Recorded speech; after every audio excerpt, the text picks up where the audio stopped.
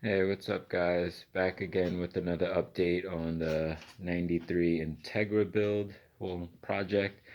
I just honed the block cylinder, whatever you want to call it. I just honed the cylinders with the little stone spiral honer. I was looking for the like the 3-inch ball hone, and I could not find one. As you can see over here, I finally got all the rings off of the pistons. These are the new rings, new bearings obviously, old rings. Crank is all cleaned up, ready to go. I haven't dived into the oil pump yet. It's still smooth. I don't know if I want to take it apart, but I mean, I might just like, take it apart just to check things and be 100% sure, grease everything back up, put it back together. Clutch, I'm just gonna clean up. That was in like good condition. That's like all fine. But everything else is pretty much cleaned up and ready to go to be put together. I actually I just learned a little something about these bearings because some people say you have to measure every single time you're putting bearings, like measuring gaps and this and that. And I understand cars and dirt bikes are different, but I know in dirt bikes, even the four-stroke models, like you don't have to measure unless something like bad was done, like unless you like rolled like a bearing, or like a bearing was loose or had play when you were taking it out. And it's like the same with the valves and seals and stuff. Like if there's play and there's damage done, then it has to be measured obviously, so you know the right clearance. But for something that's just going for like a updated maintenance, me personally, I don't think that you need to measure and gauge and stuff like that unless it's like necessary. Because I seen a guy on YouTube. I'm not gonna say any names because I don't like trying. I'm not into the whole conflict thing. But he used the same bearings, which is the CAP Automotive, I think, cap. What is it? Cap gaskets, cap certified gaskets, whatever. These brand, but the bearings I seen him take right out of the plastic, put them right in the motor, and everything was smooth. And he has consistent builds with motors that run fine, that don't like blow up and have like some like catastrophic event or something like that. Like, but for the most part, he took the bearings out and he put them in the motor. They were standard size bearings for the standard B18B. Mine is a B18A, and I got the standard size, which is stock. It says in the description for stock B18A slash B OEM. Like OEM, they tried to make it, I guess, to the best to match OEM spec. That's what usually they say, matching OEM spec. But he put them in and it was fine. So I only feel, with my knowledge on motors, it's necessary to measure the bearings if you have really worn out bearings or crank, or if you've spun a bearing, or have like some insane amount of wear on a specific bearing. Then I believe, yeah, measure because something's off now. But my bearings showed it was all equal wear. It was all like in the same spots. The like if there was anything discolored, which there wasn't besides the bearing, like the material, it was all in the same spot. It was all exactly the same. The crank, everything was smooth. I did not take this motor apart because there was a spun bearing. I didn't take this motor apart because there was a blown head gasket. I took this motor apart specifically because I wanted to take it apart. The motor was fine, but I wanted to rebuild the motor. So in this case, I'm not going to measure these bearings. I'm doing a completely stock rebuild. These are standard size bearings. I've read reviews, I've seen people use them. There is no measurement needed unless your motor specifically has had a problem or malfunction. So, with that said, I mean, I don't even have enough like subscribers to like have like battle disputes in the comments. Usually it's just like good job, keep up the good work. Unless I do something insanely stupid like, put the exhaust valves on the intake side and say I'm just going to run it like that. But speaking of that, I actually got all of the valves out, as you can see, and I did organize them on an idea I got off of YouTube on engine build, intake, exhaust, front, back, and it's all in order. Just even the springs are in order, even though that probably doesn't have to be, besides intake versus exhaust side. And then I have my little baggie of keepers. So yeah, so I finally got that out.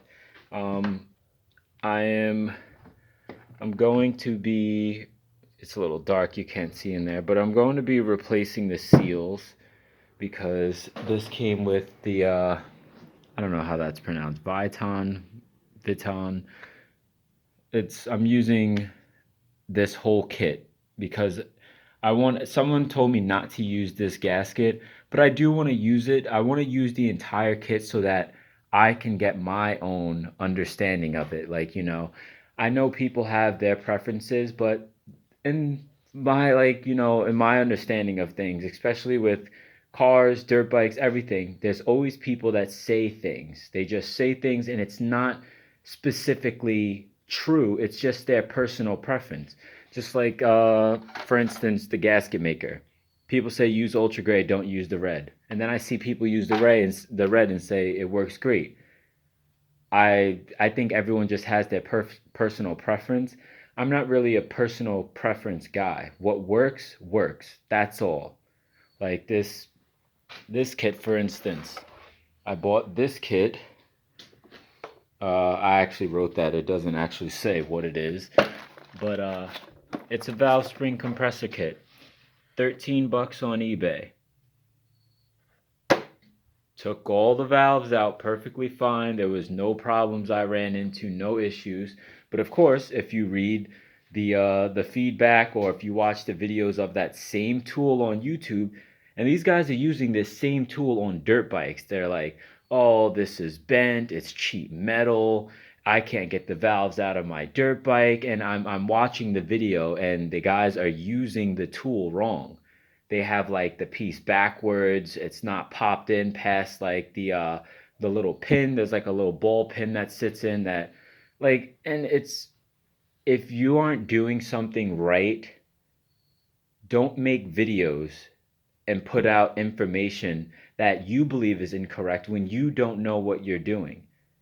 Like I see it time and time again. Someone will post a video and then be like, "Yeah, this tool sucks." And I'm like, "Really? Because you were using the tool backwards the whole video." And I don't want to be a dick to people, but I just like I've said in a video before, I didn't grow up with money and resources. So I had the bare minimum. So I had to make what was workable work, not just go out and buy it new or buy this fancy tool. Like I'm very old school with things, like down to changing tires on dirt bikes. Like I don't have a tire changing stand. I have little forks, and before I ordered my forks, I had flatheads. And everyone said, "Don't use flatheads, you'll pinch your tube." Really? I didn't pinch a tube. Practice, practice, practice, practice. If you only have a bare minimum, you learn to work with that bare minimum. So back to the build. I got everything cleaned up. I did hone out the cylinder. I think, to my understanding, it came out pretty good. I wasn't going for perfect cross hatchings and this beautiful billet look. Like, I just want to get that glaze off and have the side scuffed up so that I can have the new rings and everything seat well when I install the pistons. Um, so yeah, with that said, the cylinder's honed. Tonight or maybe tomorrow, I'm going to get the crank inside with the bearings and everything torqued down. And once I have that done, I feel like that's like the big hump I had to get past, which is getting the crank in the motor spinning nice and smooth and the pistons and all that. Once that's in, once I have the crank, the bottom end assembly together, once the crank is in the motor, the bearings are all good, the piston and rings are in, and then I have my oil pan on and all that stuff, that's when I'm gonna feel like, all right, this motor's on its way. Because the head, I guess I'm completely redoing in a sense. I'm cleaning it up, and since I'm gonna be going in there with abrasive material, I am gonna lap the valves. So I was actually at Advanced Auto and I didn't grab the tool because, I wasn't at this point where they were out and decided what I was going to use to clean. But I'm going to use like a regular like Scotch Brite, not this one obviously, and maybe the wired brush, but not the really really thick steel one. Like they're softer metal materials that you could get in there. It's kind of like the same material as a wire wheel, like they're a fluffy kind, and then you get in there, get the carbon out, and then I'm gonna lap the valves, clean up the valves. I'm gonna clean the head completely. Everything will be repainted, but I'm gonna wait until I have the motor together, and then certain parts I'm just gonna tape off and then paint it that way. Because I did paint thin. I put paint thinner on this block and power washed it, so there's no buildup. Like this is pretty much bare metal. Yeah. Oh, yeah. The stand I actually built the day I got tired of seeing the motor on a crate. So I built that. It was right out of the box from Harbor Freight. Um, but yeah, other than that, these came in. They're probably hard to see, but they're brakes off of, I believe, a 94. I think he said 94. I think it was a 94. Acura Integra. So I'm pretty sure they'll bolt right up, and I have pads on the way, and then I can hopefully this motor is comes together soon, like within the next month or so. I still have to order a throttle position sensor. Still need a full exhaust. Well, I have the headers, and I actually have the ending of the exhaust. It's just the centerpiece that was taken out. I almost have a full exhaust actually. I think the guy like cut the cat out and sold it or something. I don't know what the hell he was doing. But I still got some stuff to clean up. Like over there, the thermostat and stuff. I still got that to clean up, and you know, but other than that, it's coming along great. I'm trying not to focus so much on the car because I'll get carried away with little details, and I don't want to be that guy who has like a completely raced out chassis but there's no motor in the car. And then, or vice versa, you got a motor, the motor's all turboed, ready to go, and then the car's a piece of shit. But I just wanted to give you guys a little update on how everything was going. So, crank in the block, pistons on the crank, oil pan is coming next. Then, once the head's built, that will be the completion of the motor for the most part.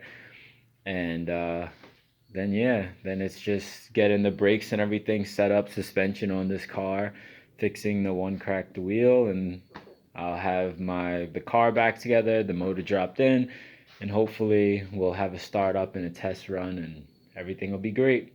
If the paper doesn't work, if the paperwork doesn't go through the way I want it to, my friend says you don't need a title or registration or something like that for autocross. The car is not stolen. Like, it's a clean VIN. I got it from like a guy off of Let Go. It's been up there for a while. I mean, most people don't post stolen cars because it's the easy way to go to jail. But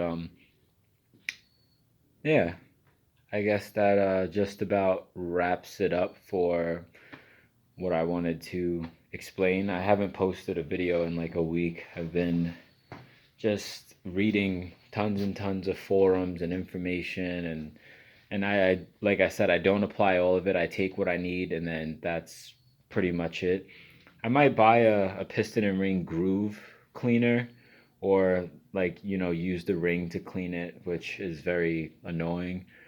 I also seen some this dip that people were using where you just dip the pistons in and they come out, and if they're not fully like cleared of carbon, like it's easier to clean the carbon that's left. So I want to do that and get them completely clean before I get the rings in. No one wants to put a motor together and have rings sticking and stuff like that. So yeah, I'll get that done, and I'll probably update you guys once I have the crank and stuff like that in. And like I said, if there's anything you guys actually want to see, just leave it in the comments. Let me know. If you want me to explain anything, like how I did something, because like I said in previous videos with dirt bike builds, I want to show people that you don't need to be a millionaire to do things. I'm not a millionaire. I work part time and I rebuild and sell bikes on the side. Everything that I own, I pay for with cash. I don't have a fancy workshop. Like, this is what I have, a few dirt bikes in the back, whatever. And yeah, I use cheap tools. I have a Hyper Tough Impact. I have Harbor Freight tools. I have tons of Hyper Tough tools, and I have not had a problem with them. Maybe some extensions. Watch out for the extensions. Those are pretty cheap, but you can find extensions anywhere. But I have Hyper Tough Drill, Hyper Tough Impact. I got tons of Hyper Tough tools. I have Harbor Freight tools, or Pittsburgh, or whatever you want to call it. So just let me know. So, give this video a thumbs up if it was helpful. Any questions or comments, obviously leave in the comments. And if you would like to stay in on this build, like, subscribe, hit the notification bell. It'll let you know when I post another video, which is, I've been trying to do every week, but schedule is a little tight. So thanks for watching, and I'll see you next time.